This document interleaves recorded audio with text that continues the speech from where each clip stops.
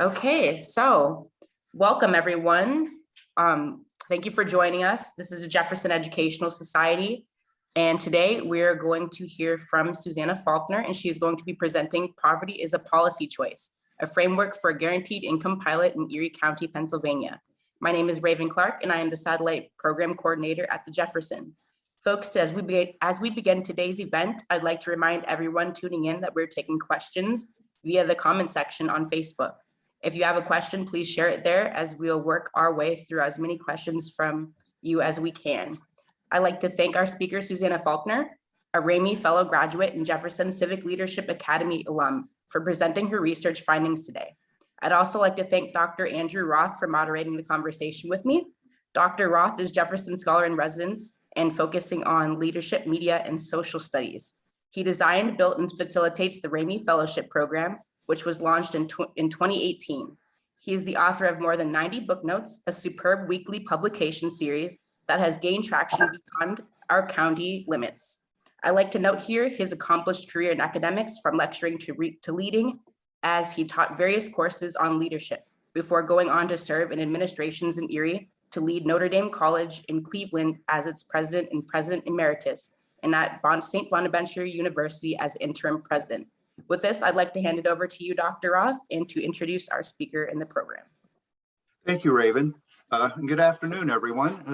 I'm really excited for this afternoon's program. I think this is going to be a very interesting and actually a very important program, talking about an issue that is critical, not only in Erie County, Pennsylvania, but across the country.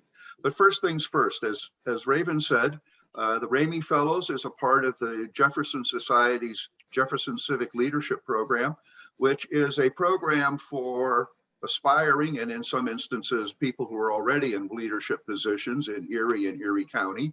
And it takes a very practical approach of introducing people to the realities of politics and administration, both in government and not-for-profit and non-government agencies in Erie and Erie County.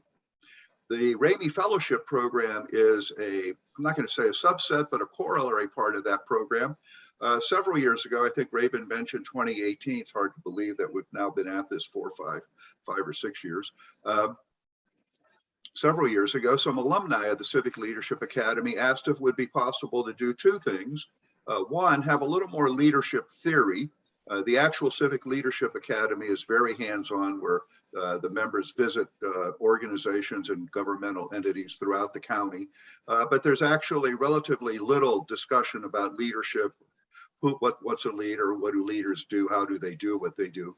And so the Raymie Fellows was created, and the Raymie Fellows program consists of two parts. I'll call it a mini seminar. It's if you can actually condense a graduate seminar in leadership to 4 hours, that's what we try to do. So it's kind of like a sprint through the topic, and at times I'm afraid a little superficial, but we do introduce the fellows to the major theories and key ideas in leadership studies. But equally important, perhaps I actually think more important than the mini seminar, is the research component, in which the Raymie Fellows, to complete the program, each do an independent research project. This year, we're having, I believe, 5. We've already had 2. Corrine Thomas did one on the history of rail in Erie and the potential for high-speed rail transportation in Erie and Erie County. Sarah Provencio did a very valuable, very specific walkthrough the legal process of transitioning one's gender. Coming up in 2 weeks, Jake Marsh will do a presentation on working with Generation Z, and we'll conclude the programs on May 4th with Jessica Taylor talking about economic development and the role that co-working spaces may have in that. But more importantly, today, Susannah Faulkner is going to talk about poverty as a policy choice. Susannah is a Erie native, as she self-describes herself, a working class native of Erie, a proud working class native of Erie. She is a graduate of the Collegiate Academy, Ithaca College in Ithaca, New York, and she is a co-alum with Mick Jagger of the London School of Economics. Susannah has a master's in public administration and MPA. She's a policymaker, artist, and an advocate, currently serving as director of the Sisters of Director of Development for the Sisters of St. Joseph Neighborhood Network. Her career and studies in public policy, social welfare, and dance have taken her from Erie to New York, Colorado, England, Ireland, and California, and with a return to her hometown of Erie in 2020. She is, as we were mentioning earlier, but I actually don't think we were on air, she is obviously, if she's a Raymie Fellow, she is a graduate of the 2022 class of the Leadership Academy. And with that ever so brief introduction, I'm going to turn the program over to Susannah for her discussion of poverty is a policy choice. Wonderful. Thank you so much, Dr. Roth and Raven, for that introduction. And also just thank you to the Jefferson Educational Society for all the support through the last 9 months of this research. And thank you to all the viewers. I'm really excited to share this research with you. Social welfare and public policy is what I've really dedicated my career to in so many different ways. And today I'll walk you through Poverty as a Policy Choice, a framework for a guaranteed income pilot in Erie County, Pennsylvania. So returning to Erie in 2020 and now working for 2 youth-serving organizations, the SSJ Neighborhood Network and also Erie Dance Theater, I see firsthand every day the unnecessary challenges and barriers our youth in poverty face. It truly is a moral failure that children remain the poorest age group in the United States. Strikingly, Erie County perpetuates 2 classes of children, those living with resources and those without at no fault of their own. So let's paint the picture to better understand the current situation. Currently, nearly over a quarter of children in poverty in Erie County. That's our poverty rate right there, 26.2% of children under 18 living below the poverty line. And honestly, this is only a fraction of the reality. The National Center for Children in Poverty says families need twice the poverty line amount to adequately meet expenses, which boosts the proportion of children living in poverty in Erie County to a staggering 52.4%. So just for a second, take that in. Over half of children in Erie County are living below the poverty line. We must make this a priority. So how has this rate fluctuated over time, and how does it compare nationally and at the state level? Let's take a look at these different child poverty rates for 2005, 2012, and 2019. Unfortunately, the latest data isn't quite available from the 2020 census. There's still some delay on releasing all of that, so I'll get to issue some sort of update to my paper eventually. But looking across the national level, Pennsylvania, Erie County, and then the city of Erie. So for those of you who are joining from outside of Erie, Erie County is made up of 38 different municipalities. So we have 38 different governments of cities and townships, all within the county.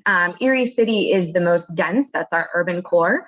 So when we look at this, we see that clearly there was a major impact from the 2008 recession. In 2012, the rates across the board of child poverty increased. Then when we look at 2019, we see something interesting, that on the national level and at the state level, those numbers drop back to, even for the US, a lower rate than in 2005. But for Erie County and the city of Erie, our rates skyrocketed. We haven't recovered from the 2008 recession, and all of the negative impacts of the pandemic are only going to exacerbate this. Also, I want to note how the poverty line is determined. So the government uses a threshold that was developed in the 1960s. At that time, the government estimated that food was about 1/3 of an average family's expenses. So to be considered in poverty in the United States, that meant that one had a pre-tax income less than 3 times the US Department of Agriculture's estimate of a bare minimum food plan. This measure desperately needs to be updated, and economists and policymakers have been calling for that for decades. So I just want to frame that with the fact that we are using somewhat an outdated poverty rate and measurements when we are determining these things. Another thing to note about our really high child poverty rates for Erie County, and especially the city of Erie, is that generational poverty is a massive issue in our region. And that's defined as a family having lived in poverty for at least 2 generations. The Jefferson Report, Trapped in Poverty by the Civic Leadership Academy of 2018 found that generational poverty in Erie manifests in these high rates of child poverty. It often is perpetuated by the lack of family-sustaining jobs, single parent or single earner households, and decreased access to and attainment of education. And like I said before, oftentimes we really need to look at these numbers and imagine them doubled. So when we look at this for our most recent numbers, like I said before, around half of kids in Erie County are living in poverty. And that would mean that around 89% of children in the city of Erie are living below the poverty line. So how do we compare to other cities in the region? So this is some data that is using the 2020 census, and this is an article from Syracuse.com. It's looking at child poverty in the United States for cities with more than 100,000 people. So if this had been out in 2010, we would have made it. The city of Erie then did have over 100,000 people, but our current city population is around 95,000. So we didn't make this list. But when we look at it, we see something particularly striking. All of these cities are our neighbors in Erie. We see Syracuse coming in at top, Rochester, Detroit City, Cleveland, Dayton, Buffalo. Something's definitely going on in the I-90 corridor and in the Great Lakes region. And there is such a massive level of child poverty that is existing. Now, these rates do fluctuate somewhat over time, but if the city of Erie were to be included in this ranking, we would have been 5th in the nation for the highest rates of child poverty. And this does reflect many of the massive trends that are occurring in these regions formerly called the Rust Belt. Shifting industries, declining manufacturing and other life-sustaining jobs, as well as skyrocketing housing prices that are deeply impacting the entire region, but also across the United States. So what do we do about it? One thing we need to really drive home is that without intervention, the poverty rates will continue to rise. In an Erie Reader article from 2016, Jim Wirtz found that 8 of the city's 11 public elementary schools had child poverty rates higher than 88%. And in 2006, just a few years before, there were only 4. And so this does adequately tie into the current child poverty rate for the city of Erie, which is around 44%, given that it was observed at around 88%. So if we double that, is what's being observed at the elementary school level. And when we think about the age of those kids, the impact of that, the food insecurity, the housing instability, everything that they're facing at no fault of their own, it really is tragic. And then also a note from the United Way of Erie County from last year, these child poverty trends are generally consistent for the last 15 years, and poverty rates increase by gender. They're higher for female or woman-led households, and also by race. So higher for Black, Hispanic, Latino, and mixed race individuals and households. So we always want to keep in mind that there are intersectionalities to this. Let's take a look at the negative impacts poverty has on our communities. All of these statistics here are at the national level. First of all, poverty massively impacts health. 40% of children living in poverty are food insecure. And food insecurity has a significant effect on both physical and cognitive development because the lack of adequate nutritious food increases the likelihood of iron deficiency anemia, lower academic achievement, and behavioral problems. Also, research has shown that children who grow up in poverty are also more likely to develop chronic illnesses such as asthma or obesity, which can lead to further health problems down the line, like diabetes and heart disease. So poverty, no doubt, impacts health. And then also, like I mentioned with the food insecurity and lower academic achievement, poverty also destroys opportunity. Only 62% of kids living in poverty graduate high school versus 90% of those who never experience poverty. An interesting statistic is actually only half, if those children were in poverty for half of their lifetime. So I can imagine it would be even higher for kids who were living in poverty through 18. And then lastly, poverty is expensive.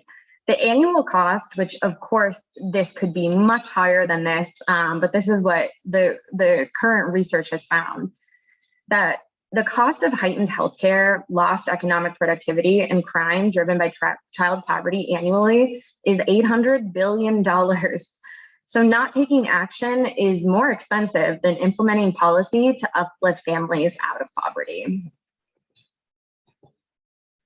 What's being done to address child poverty? There's absolutely plenty of policies and programs out there on the national level, on the local level, that are really trying to support families and help uplift them or at least ease the experience.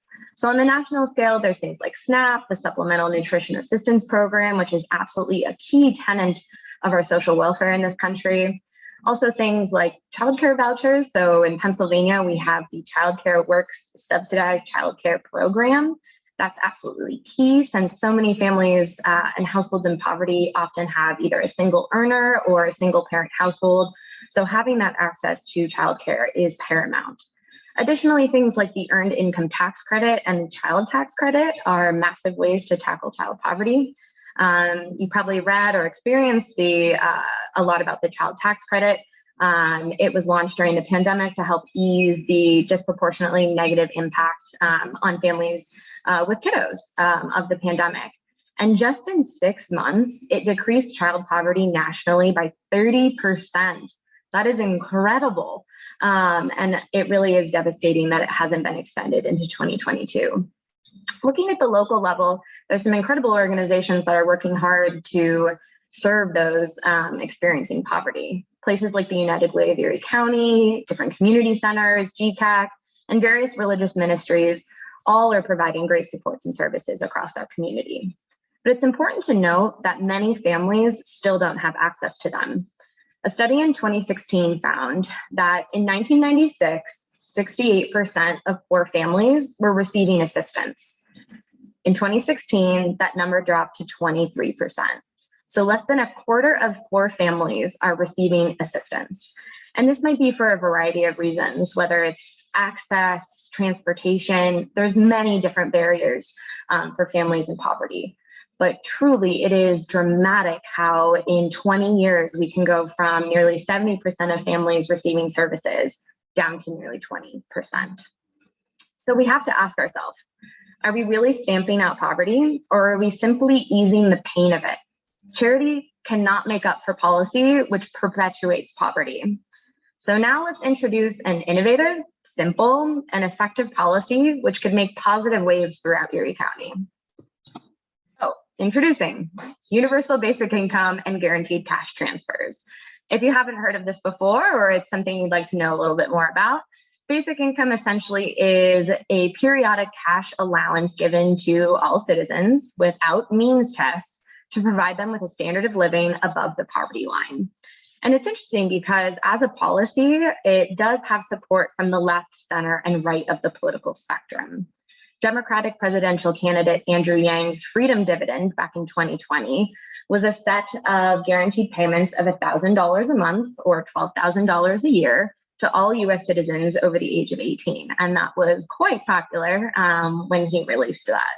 Now, on the conservative side of things, there's a lot of discourse around the importance of the fact that when we provide people with money, we give them options, and thus the ability to live their lives in accordance with their own will, rather than in subjugation to the will of another.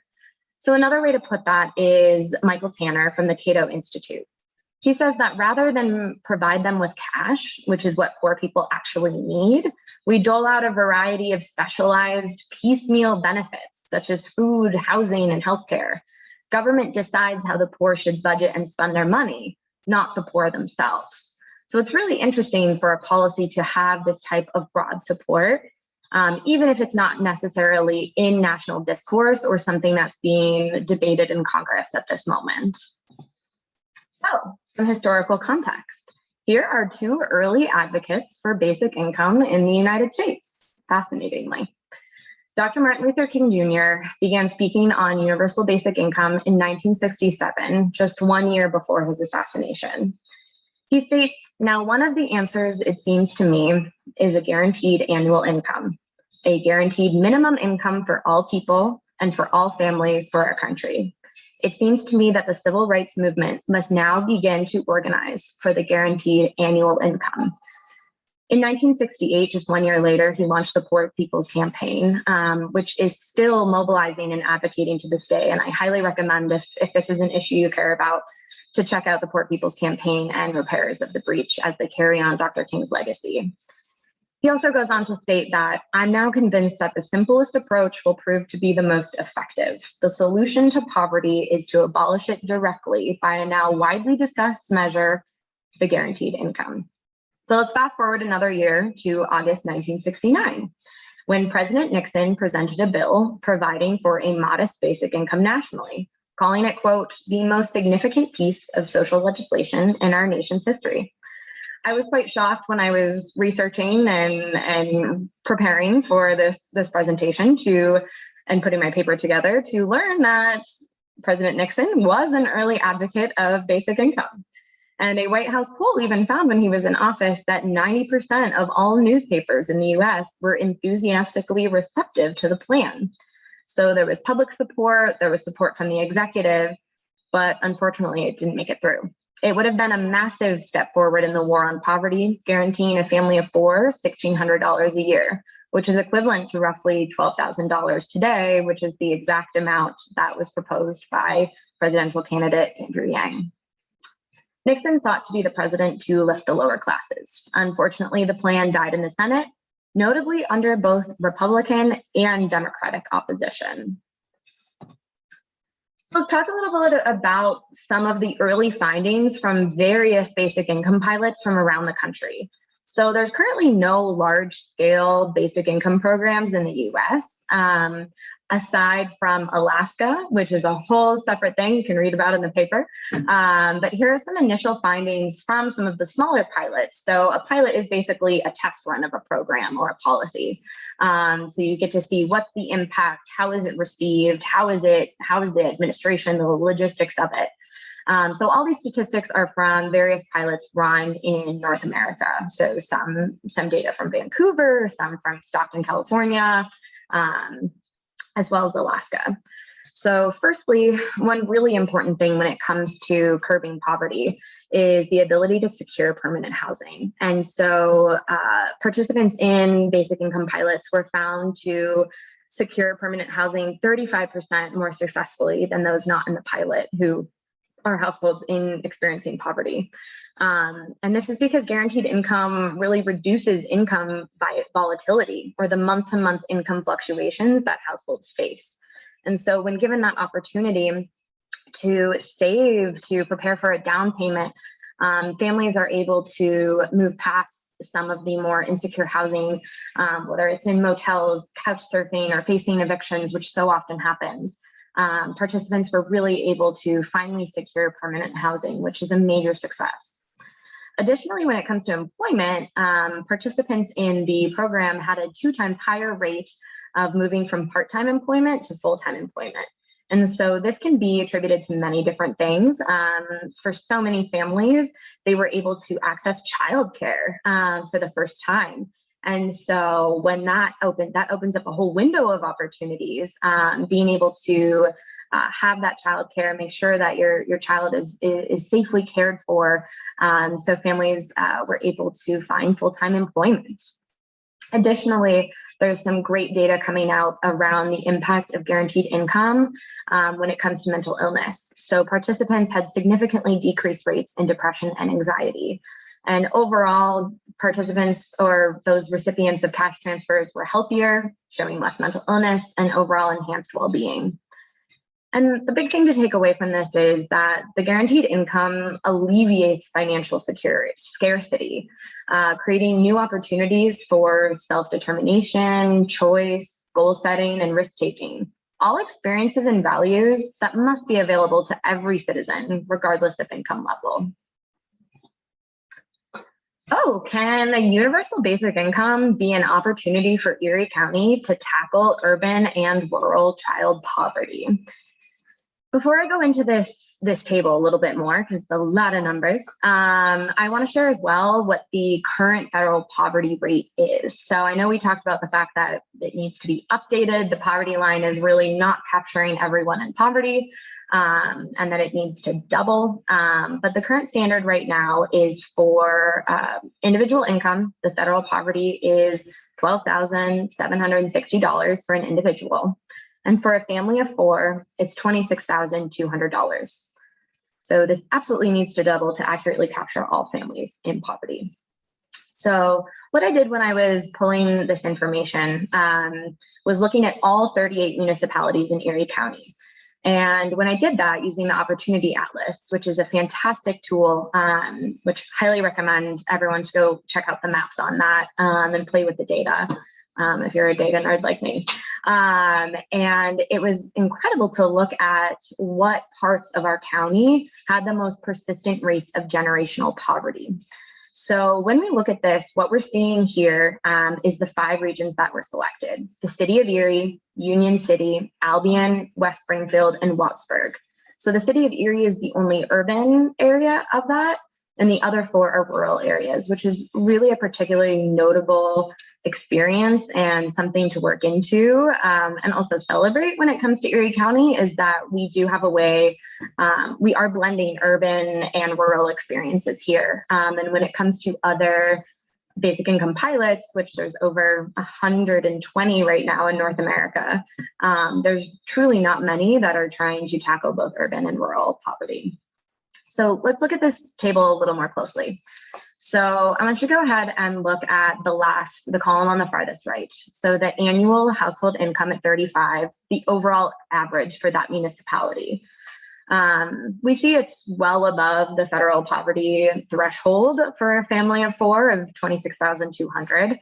However, if we were to double that to 52,000, which would more accurately capture it, we could assume that the average income for all of these areas is teetering on poverty. But what is so striking is when we look at the annual income at 35, if someone's parents were poor and in poverty. So these are for people who grew up, these are individuals who grew up in poverty. It takes a sharp decline. So just for the city of Erie, that drops from 42,000 to 20,000 for a household income. For Wattsburg's, it's 43,000 to 29,000. So we see the persistence and the barriers, the challenges, the suffering that generational poverty brings, and it continues to impact generations and really deeply impact mobility as well. So why UBI for Erie? What really made me the most interested in this, even though it's something that I've been researching for over a decade, is the fact that the pandemic showed the impact of things like UBI, cash transfers, and whatnot through the child tax credit, the 3 stimulus checks, and the additional unemployment funds that were available. We saw that cash works. It does help to really bridge those gaps. A report from the Economic Security Project in April 2021 found that 4th and 5th rounds of stimulus checks could have cut the number of Americans in poverty from 44 million to 16 million, while helping close imbalances in poverty, income, and wealth between white Americans and Americans of color. So if there could have just been an additional 2 stimulus checks, we would have seen poverty over halved on the national level. Also, like I mentioned, the fact that we have both rural and urban poverty really is something unique to Erie County. While rural poverty households do earn 45% more than urban poverty in the region, it's important to note that they're often more disconnected from supports and services. And that may be due to transportation, but also just the lack of those services in those specific areas. Additionally, studies have found that new job opportunities are significantly lower in rural areas, while rates of disability and time spent in poverty are all higher for the rural poor. So here's my best take at a framework for a guaranteed income pilot for Erie County. The great thing is there's a lot of resources available to help design this. Between Mayors for a Guaranteed Income and the Economic Security Project, which led the highly publicized Stockton, California pilot in 2018, many resources are available to aid in the design of a guaranteed income pilot for policymakers and other decision makers.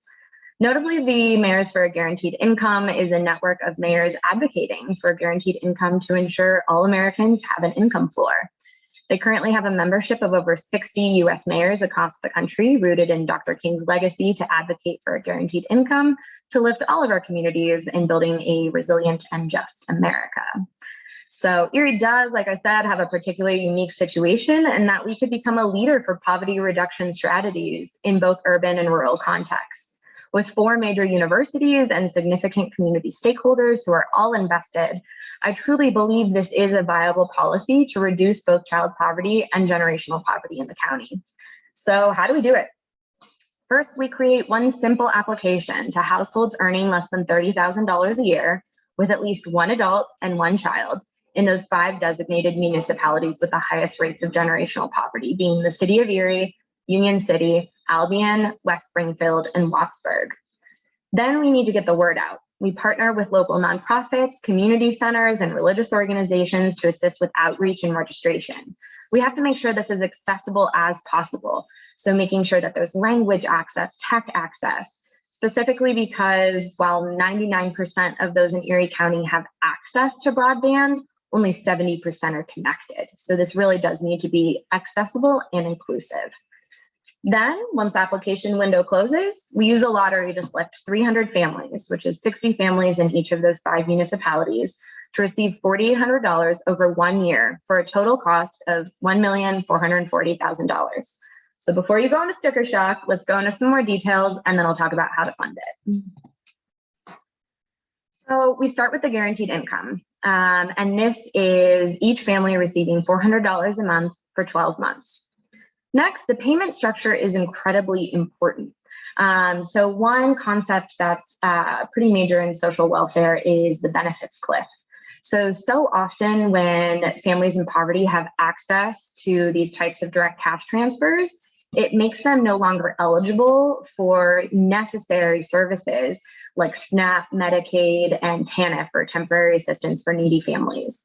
So fortunately, there's a lot of smart folks out there who have developed different software and whatnot to distribute basic income funds as a gift so that it doesn't go towards income, so families can still receive those necessary and often life-giving services. Next, a research component is really important because we need to measure how this $400 a month will impact families economically, mentally, and emotionally over the year. The Economic Research Institute of Erie at Penn State Behrend could be a great partner for this research aspect. The purpose of the institute is to collect, analyze, interpret, and disseminate data, information, and forecasts for the Erie, PA regional economy. And like I said, we have 4 major universities in the area, as well as a new community college. So I see great potential in being able to survey the participants quarterly. And then, of course, we need to show the outcomes. So hosting public forums and publishing findings on the impact of the pilot, because we need to really see, can this become a viable annual policy supported by local government? So like I said, the cost of this would be around $1.5 million because we also need to add in a bit more cash for administration, marketing, translation, and other general operating costs. So how do we pay for it?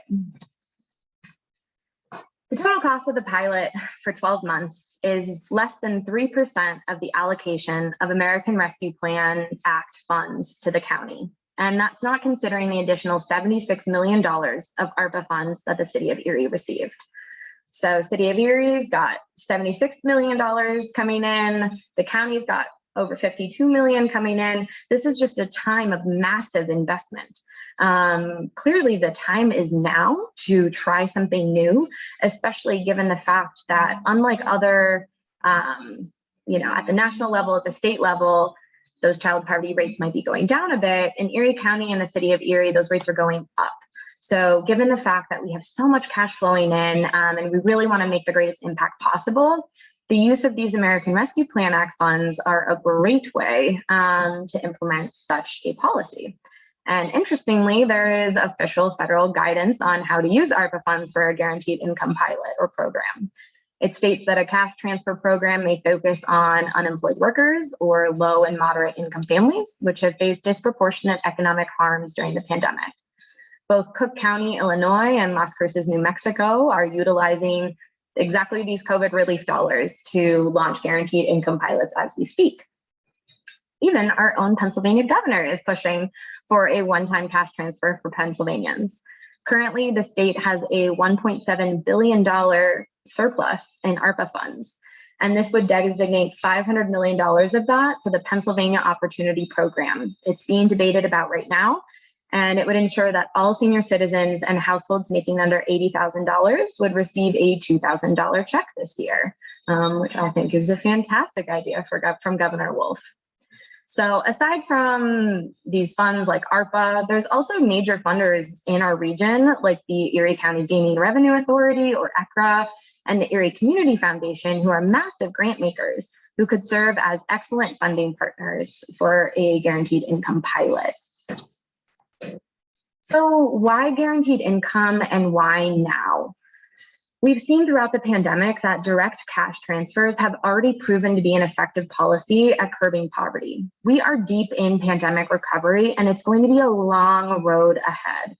An open letter in 2021 to President Biden from 150 economists from across the political spectrum urged that direct cash payments are an essential tool that will boost economic security, drive consumer spending, hasten the recovery, and promote certainty at all levels of government and economy. The time is certainly now, and it's already happening all around us. Jamestown, New York, as well as Pittsburgh and Harrisburg, Pennsylvania, have launched similar guaranteed income pilots with support of their mayors and local governments. Pittsburgh's program is focusing mainly on Black mothers and children who will be receiving $500 a month. And Harrisburg's program is going to send out $300 a month to 3,000 seniors in poverty. So everyone's really doing it in their own way, and we must find our own Erie strategy for truly tackling child poverty. And as asserted in the beginning, without intervention, Erie County child poverty rates will continue to rise. Children and families in Erie deserve the dignity to live a life free of constant financial crisis. We must trust that our neighbors in poverty know how best to meet their needs when given the resources to do so. An investment of around $1.5 million for a year is a drop in the bucket to prevent the negative impacts of poverty. I leave you with this quote. And this is from Annie Lowry in 2018, a journalist and author for the New York Times, PBS, The Atlantic, and many more. Indeed, a UBI would provide particularly strong support for the young, with Uncle Sam helping to cancel out the differences between rich kids and poor kids, and investing vastly more in people when they start out in life. In times of crisis, our country and communities work together to ensure that no one is left behind. The time is now for Greater Erie County community to do exactly that and come together to decide that enough is enough with our sky-high child poverty rates. Let's work together in unity to uplift families trapped in poverty for the greater good. Thank you. Thank you, Susannah. That was extremely informative, and you went over an incredibly large amount of information in a little more than a half an hour. I was jotting notes down, and I'm trying to think of some. I've got a lot of questions, but I want to focus them and respect the time and our audience's time. You touched on it, and one of the questions we talked about as you were preparing this over the last several months is, what drew you to the study of a guaranteed income? Yeah, how did you get interested in this topic? Yeah, great question.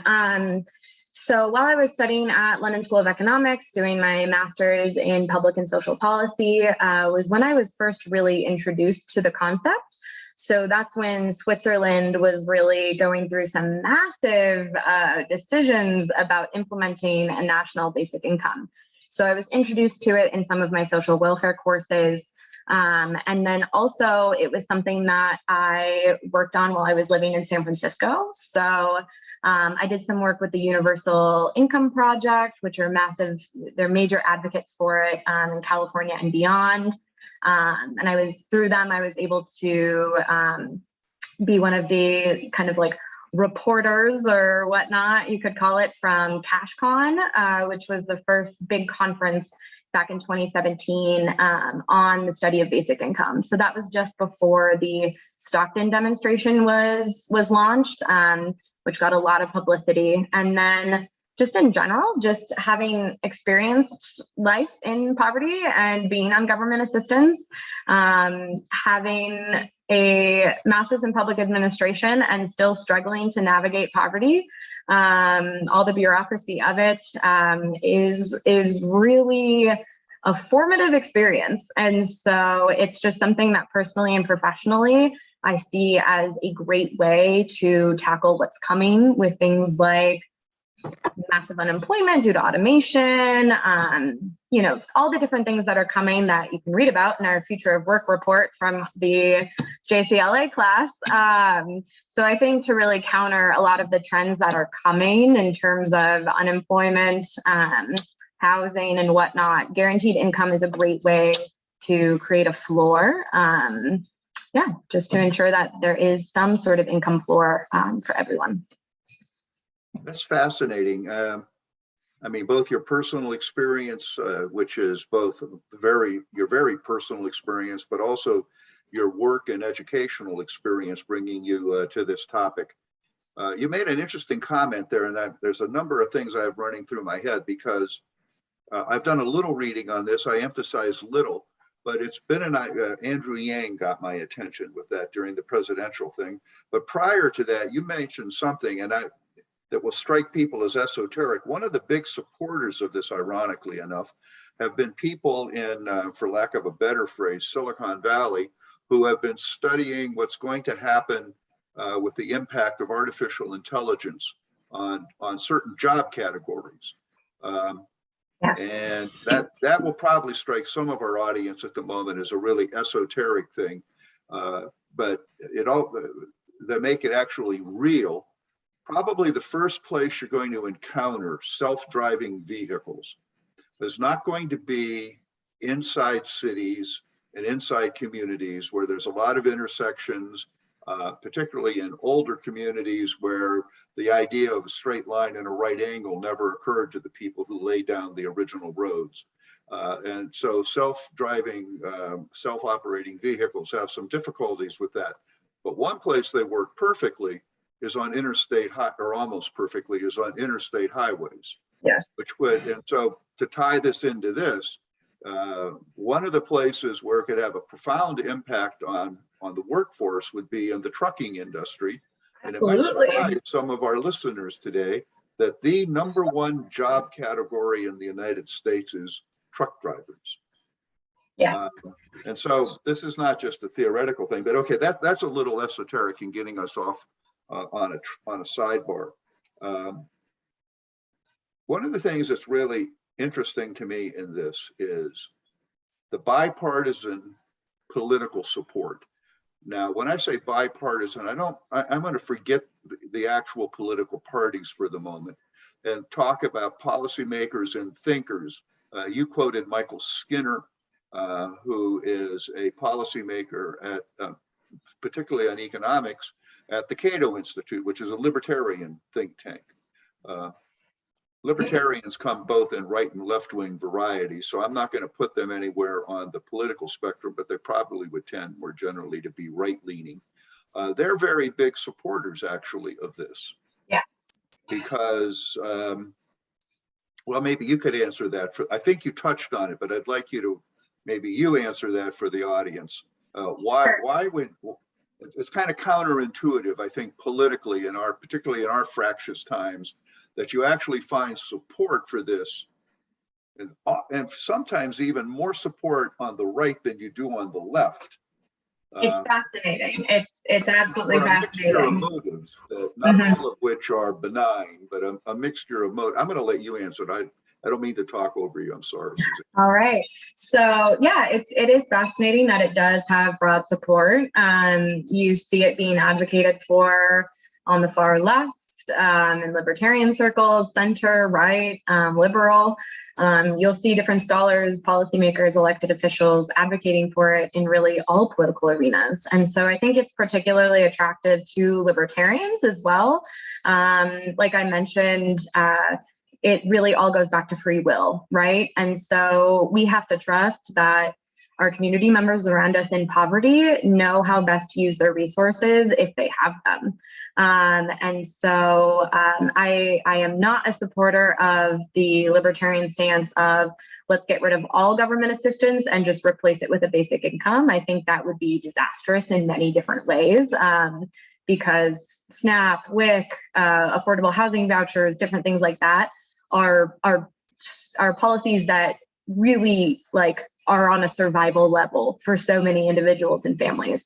So I like to always stop the conversation at that. But in terms of maintaining those programs while also saying, okay, here are individuals trapped in poverty who have the right to free will to decide how to live their lives. And so the libertarians seem to be particularly attracted to that. Yeah. Libertarian and right-wing support for, libertarian support for it on the benign level is that they believe in individual freedom, and they're one of the great exceptions they take to many of the existing programs is these programs come with strictures and restrictions telling people what they can and can't do. Right. Less benign is that some theorists have speculated, well, they're not theorists, they've actually got the data to back it up. You could fund this if you eliminated all the existing social welfare programs and just take that. You actually save money by doing this. I'm interested in the pilot. I did some arithmetic. I think you may have mentioned it. I don't think you had it on a slide. If we were going to give $4,800 in in a pilot program to 300 families, that's $1.4 million. Yes. That's not a big number, actually. It's not when it comes to government programs. That is, even for Erie County, which has less than 300,000 people, that, that's a number that maybe for an individual is shocking. But as someone who works, intimately with different grant programs and whatnot, and I've worked in different public programs for over a decade now. And so that number is not egregious. And so I chose $400 a month based off of what a couple other basic income pilots are doing. So naturally, I looked at California since that's where I was last living and working in advocacy around this. And so even for Oakland, California, which has such a higher cost of living, their basic income program is $600 a month. And then Los Angeles, it's $1,000 a month. And so looking at that, as well as some other programs in the region, I settled on $400 a month as a minimum, I would hope. But also that annual number of $4,800 is essentially the number that folks would have gotten if there was a fourth stimulus check.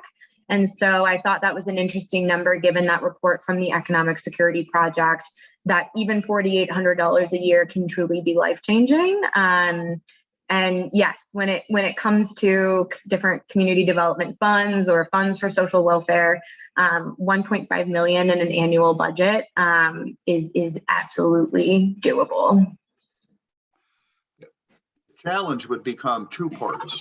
In fact, I think there's three challenges to that we chatted about over the months when you were preparing this. One, we have to start somewhere, so I think a pilot program is a good thing. But what happens to those people if next year we can't do it again? That's not a fair question to ask you, and I don't expect you to answer that.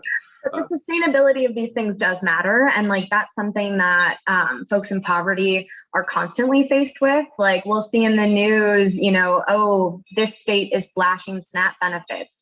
This state is, slashing eligibility for Medicaid and things like that. So just by seeing those news articles and also just having this conversation about the sustainability of it, we see that poverty is a policy choice. So it's a choice whether or not, I always like to go back to a statement that a former mentor always told me, that a budget is really a moral doctrine, is a moral document. And so that's something that I think of a lot as a grant writer and working in development. And so after doing a pilot, if we do, once we do that research, we publish those findings, if we see that it really does help uplift families out of poverty, then there needs to be the political will and agency to put that in the annual budget.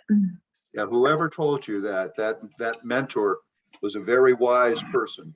Yes. Budgets are not only moral documents, they're political documents. And if you want to know, they're both. And yes. I can speak from experience. If you want to know what an organization values, read its budget. 100%. And it will tell you what's important to it and what's not important to it. Well, I'm not going to say. In any event, that was, whoever told you that was very wise. Yes. Whenever I ended up in charge of anything, first thing I ever wanted to read was the budget. And it wasn't just for the obvious reason of how am I going to pay for all of this? It was for what you're talking about, because right. budgets will tell you a lot. Yes. An interesting question as we look at time, we've had, I'm going to ask Raven, I noticed, because on my other screen, I do have the Facebook page open. We've got a couple of interesting observations. One is not a question, it's an observation that many people probably overlook this. When they think of poverty, they think of it as an urban thing, and you've done a nice job of showing that it's actually a urban and rural. It's not an either or, it's a both and. Yes. And in many ways, rural poverty is even more grinding than urban poverty. That'd be a discussion for another thing. But a community that's frequently overlooked is the community that is differently able, to use the modern phrase, or for some of our old audience members, more of my vintage, the disabled community. And this would be, blessing may be too strong a word, but maybe not, but only barely, for that community. It would ease a lot of issues. No question. And just the experience, like as someone who has chronic illnesses, like the experience of going through life, being differently abled is expensive. And there are current national policies that really restrict the amount of income or wealth a disabled person can have, which, like, even just the broad conversation of marriage equality, it's fantastic that we've achieved that for the LGBTQ community, but we actually haven't achieved marriage equality for the disabled community. Because when folks are disabled and they get married, they then have a higher level of income or wealth, they often lose their benefits, which is just disastrous. So yes, whoever said that, absolutely think this would be a fantastic, like I would love to see a national basic income program for all disabled individuals. Also, one of our viewers made the comment, posed it as a kind of rhetorical question to themselves. If in fact we had a universal basic income, would it be inflationary? The idea of more money chasing fewer goods. You've increased spending power without having, you're the economist, you've increased spending power without having increased production. I would say there's a lot of ways to answer that question, and it's very important to think about. Given the fact that we currently have, and we're facing an 8.5% inflation rate right now, I would say there's so many factors that go into that. And especially in Erie County, I think that this type of pilot would really invigorate local spending, because we have to remember that it's not necessarily like going online and buying something at Amazon, but having the capacity to, buy that bus pass or pay your car insurance so that you can go spend that money locally. So I think it really will stimulate the local economy. And of course, like inflation is always a concern. But I would say that there's many more factors, like rising inequality, and many other things. I won't go down a long tangent that can lead to higher inflation rates. And even the most aggressive of these proposals, the amount of money is still modest. Yes. It is still modest. This is a basic income floor. It does not eliminate the necessity for someone to still go out and work. Right. It is simply, it is a supplement, or maybe supplement's the wrong word, a base. I'm noticing that we're running out of time, so I want to ask you two more questions. One, why have there been so many proposals for guaranteed income programs in the last 5 to 10 years? I know the AI generated thing was creating some buzz a couple of years ago. It's calmed down a little bit. And I know the financial crisis of 2008 had something to do with it, but is there anything else that is generating this? Yeah, I would say it's twofold. One, I would say there's increased public awareness about it. And with that increased public awareness comes momentum. And so when we see something take off, and the Stockton pilot, I keep going back to that because it was really the first one to publish its findings and have vast research come out of it. And so with that came a toolkit for other cities, other leaders, other regions to do a pilot. So one, increased public awareness as well as resources. And then secondly, I would say there's political will for it. And the results speak for themselves. When so often we look at other policies that like Section 8 or whatnot, like we have to look to see, okay, is this easing the experience of poverty, or is it helping uplift people out of poverty? And so the initial findings out of these pilots is showing how massively impactful they can be. And so I think it's a lot of the right things at the right time all happening at once. It seems in some ways it's an idea who, if its time hasn't come, it's coming. Absolutely.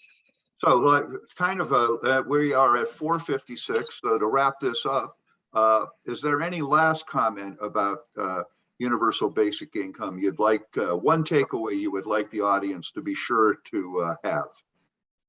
I would just say the main thing that I hope people take home with this is some curiosity around basic income, as well as the fact of that I hope I have demonstrated that it's clear that poverty is a policy choice. So depending on what decisions are made, how budgets are allocated, poverty does not have to be as prevalent in our communities as it is. So I ask everyone to, chase their curiosity with this as a potential policy, but then also, I think we always have to consistently check ourselves and our own righteousness around poverty and our thoughts around people in poverty, and just to really understand that it's our neighbors, it's our community. Given the resources, they know how best to allocate it. So might as well give them the resources. Thank you, Susannah. It was a wonderful and a very informative and an excellent presentation. Raven? Well, thank you, Susannah. The audience just wants to know if your research will be available for them to see and read about. Yes. So I'm finishing up the paper now that will come with this. So hopefully that will be available on the Jefferson website. If you look at the Raymie Fellows, you can see past papers. And then also I can share with Raven my slides. I'm happy to share those with folks. And then you can always go back to this presentation, which will live on the Jefferson Facebook page. And folks can always reach out to me as well if they'd like a copy of anything or discuss further. Awesome. So thank you, Susannah, for sharing your research and your resources with us today. If we didn't get to every question, or if you have further questions, please email Susannah at susanna.faulkner@gmail.com or me at clark@jeserie.org, and I will forward your questions to Susannah and Dr. Roth. And of course, thank you to everyone who watched today. These programs and discussions and the exchange of information and ideas wouldn't be possible without you. Folks, for more information about the JES, including how to register for additional events, please visit jeserie.org. And be sure to like us on Facebook, follow us on Twitter and Instagram, and subscribe to our YouTube channel, which is where this presentation will be housed, as well as our website. For the Jefferson Educational Society, I'm Raven Clark. Thank you for listening and learning with us. Thank you. Thank you, Susannah. Thank you, Raven.